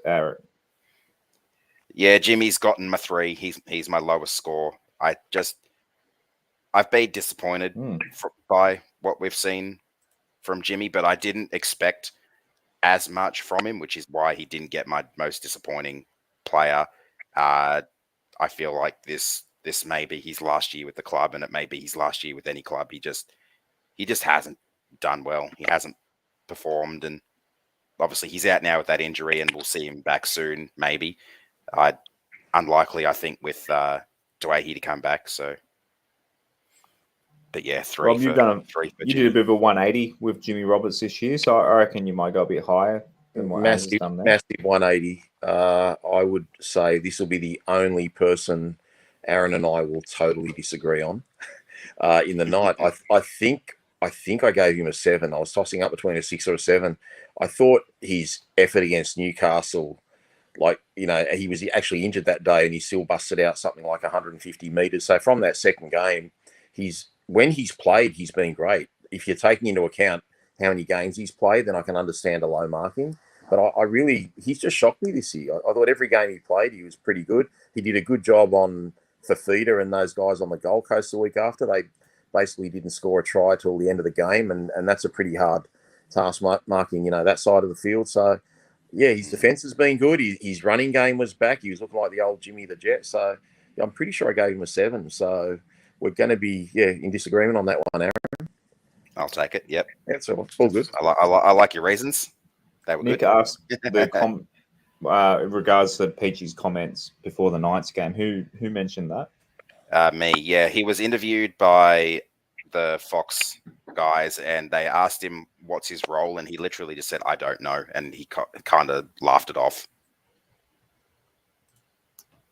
It's a really poor look to say that. Yeah. And that same game, he laughed. Was laughing when we were getting flogged, which didn't go down well. Yeah, like he laughed as he went off to the bin, and he pulled a face in front of the camera, like the corner camera or whatever, as he was running towards it after batting the ball out or something like that. It was a really unprofessional game from him. Alex Seyfarth. I'm not sure whose goal it is. Go, Rob. I actually can't remember what I put for him, but I think it'll probably be about a 4. I really rated the guy last year. I saw so much potential in him. He just hasn't been the same bloke. It's not for lack of effort. He just looks a bit headless this year. He only had a small stint even last Saturday night and missed 4 tackles. So I don't know. He's maybe the fact that he hasn't got the game time that he really wants, or he's been playing a bit of middle, a bit of left edge, a bit of right edge. I don't know. He's just not the same player as last year, guys. So a little bit disappointing from Alex, but he certainly tries hard. As I gave him a 5, pretty much bang in the middle again. He's had some really good games. He's had some poor games. I liked what we saw from him in that game against the Warriors, which was the first game he started for the year. But yeah, he's been a bit of a rocks or diamonds player for most of the season, and that's kind of where I've been at with Big Red. 4.9 he averaged in the end. I think I didn't mention Jimmy Roberts was 5.0 before. So a pass for Jimmy. He gets to go through. Jake Simpkin as. I gave Jake a 7. He's been really, really good. Obviously, he's missed a fair bit of game time with concussion. And was he out injured for a little while? I think he might have been. He was. Yeah. Yeah, he's been pretty good, Jake, and I'm looking forward to seeing how he continues to develop the connections with the rest of the spine after the bye. Rob? Yeah, I gave him a 6. He's definitely improved. I feel like the last the last couple of appearances he's made, he's kind of plateaued a little bit. I need to see him take that next step up now. So look, very happy with him, but he needs to produce a bit more now. 6.5, Jake. Ended up with Jimmy Tarmel. Rob? I think I gave Jimmy a 6, but I could have easily given him a 7. He's been... See, it's hard because when you're giving him a score out of 10, I'm kind of comparing him to last year. So if I gave him a 7, it's really because he was so poor last year. So I think 6 is about right for Jimmy. But yeah, he's definitely been more of a leader this year and has a few offloads, a couple of clean line breaks, definitely defending a bit better and busting out a few more minutes occasionally. So I'm pretty sure I gave him a 6. As? I've given him a 7 for pretty much the exact reason you said you probably would have given him a 7, Rob. Yeah. That trial against Manly at Leichhardt last year was what I was hoping we'd continue to see from him, and he just didn't deliver on it last year. But he's come back this year. He said something in the off-season to someone in the media about his plans for this season, and so far he's delivered on that. He's playing more minutes, so... Yeah, I probably would have given him a 6, but based on last year's form and how he's gone this year, yeah, I've bumped him up to a 7. Yeah, fair enough. 6.7, so pretty close to the mark. Yeah. Stafford Toller as. I gave Star a 5. I probably could have given him a 6 or a 7, but he had a pretty poor game against Souths, but other than that, he's filled in at fullback and whatever other positions he's had to fill in quite decently. So yeah, I kind of gave him that middle of the road 5. Rob? Yeah, I gave him a 6. He's he's played a few different positions now. Like I think his first game, I stand corrected, guys. I'm pretty sure it was the Warriors on the wing at Campbelltown, and he didn't drop a ball. He didn't miss a beat. I think even Shane had him in his 3-2-1 that week. So, he played well there. Then he got shunted into fullback. I remember when he was playing centres against Parramatta, he looked really sharp with the dancing feet. He was pretty safe under the high ball against Canterbury. He was pretty poor last week, to be fair, but in general, I think in terms of a recruit and what he could add to our squad, I think he's added to our squad, so I end up giving him a 6. 6.1, so you're pretty much on the mark there as well.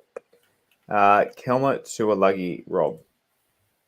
Yeah, look, I think I gave him a 4. He's just gone downhill since the St George game for me.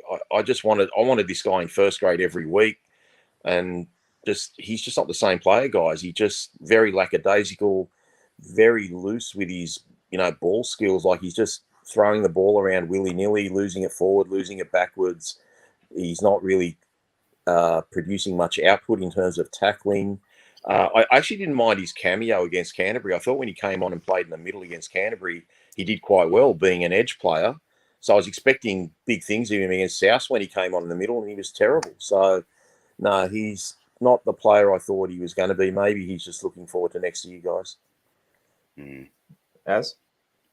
I gave him a 4. He's not the same player that we saw at the start of the year. He was brilliant to start the year, and it just seems like he's not the same player anymore. He's waiting for the end of the year so he can jet off to Manly.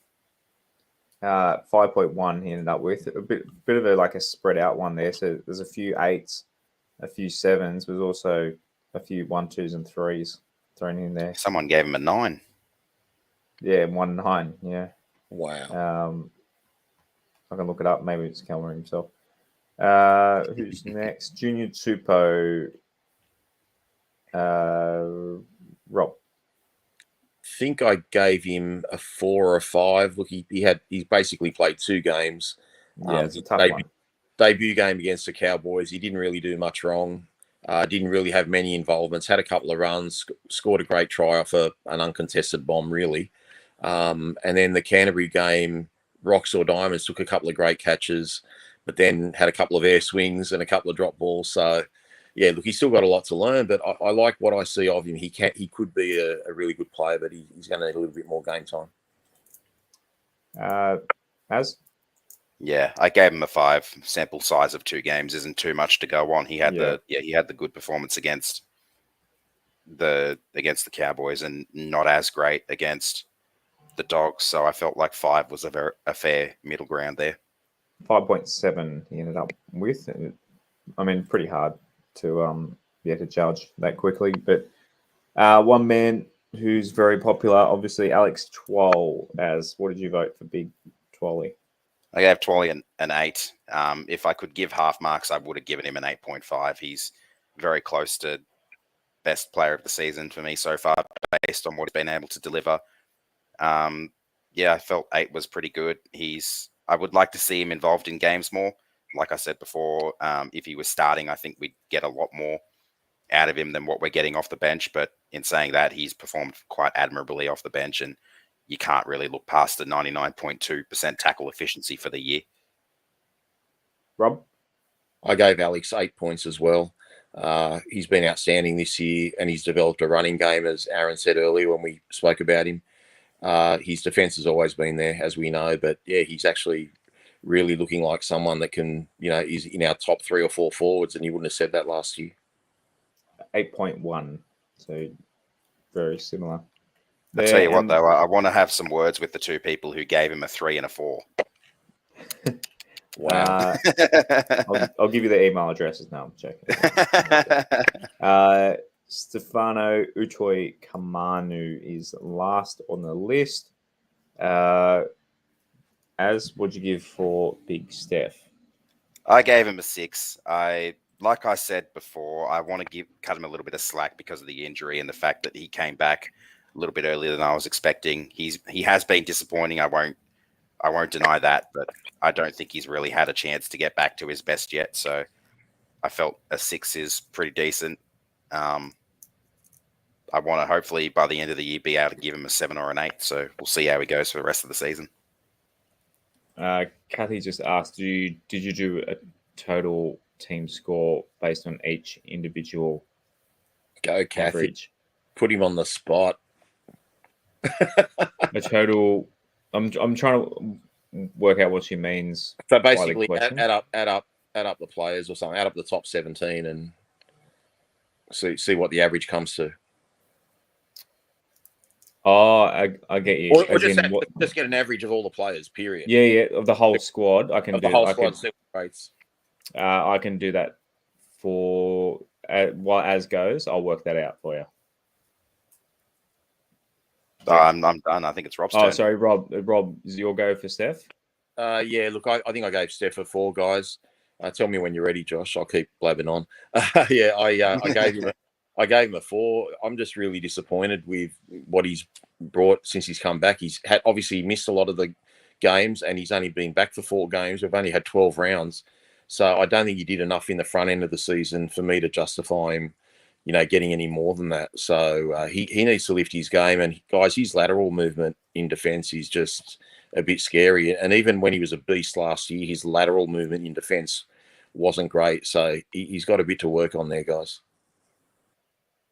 Tell you what, Rob, we've only really disagreed heavily on 2, Stefano and Jimmy Roberts. I think Jimmy Roberts.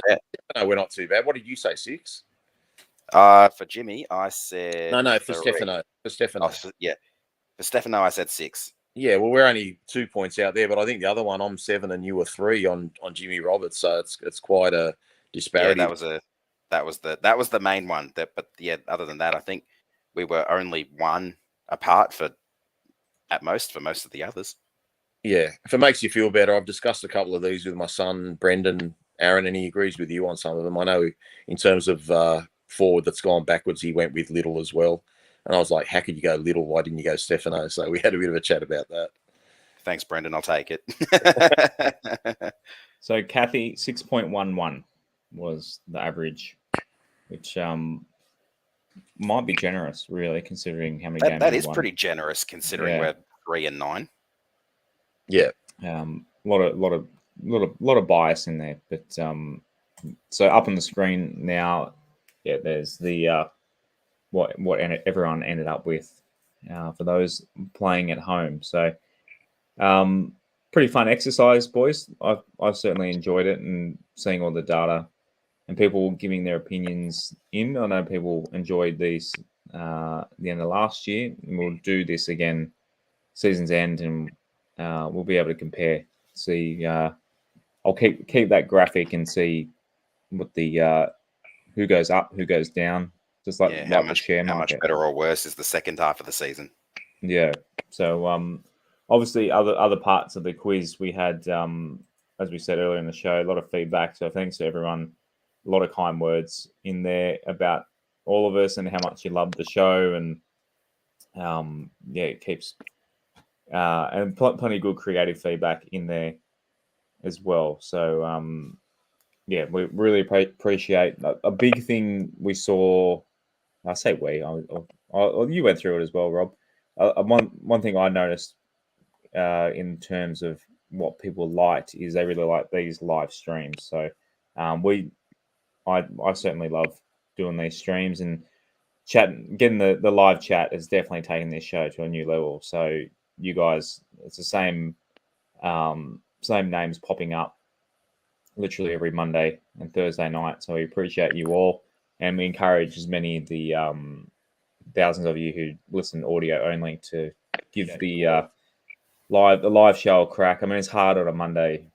Who knows? People might have touch footy or something on a Monday or a Thursday. And people like watching the footy. So we appreciate people watching us instead of watching actual rugby league on a Thursday night, which about 30 of you did tonight on a bye week. So we really appreciate it. Any last parting words, Az? Not really. I think you've pretty much covered it.